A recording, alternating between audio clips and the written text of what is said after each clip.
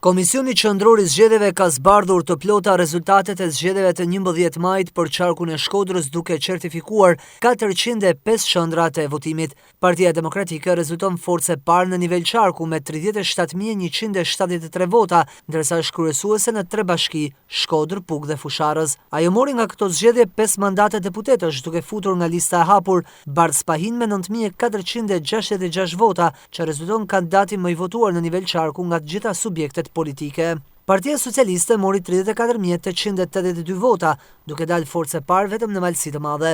Rritja e saj me një mandat në nivel qarku, nga 3 që kishte në 2021 në 4 në këto zgjedhje, erdhi fal faktorit ish LSI, pas bashkimit të deputetit Agron Qela me mazhorancën. Po t'ju referohesh votave të LSI në 2021, ato bën këtë efekt tek Partia Socialiste, që mori mandatin shtesë.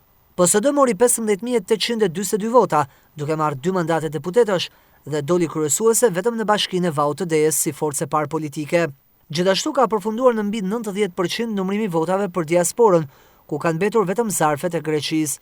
Për Shkodrën nga 13.523 zarfe janë numëruar 13.159, ku edhe në diasporë kryeson Partia Demokratike me 5.545 vota, ndjekur nga Partia Socialiste me 5.153 dhe Socialdemokratët 927. Subjektet e tjera politike nuk morën vota për të siguruar një mandat në këto zgjedhje. Koalicioni Euroatlantik i Lulzim Bashës nuk shkoi më shumë se 1.668 vota, ndërsa në diasporë mori vetëm 158 të tilla.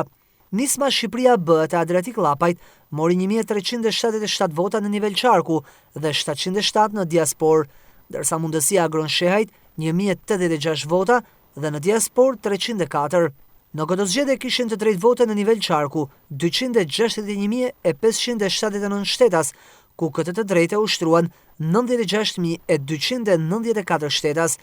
Prej tyre 92.756 dolën vota të vlefshme dhe 3.543 vota të pavlefshme.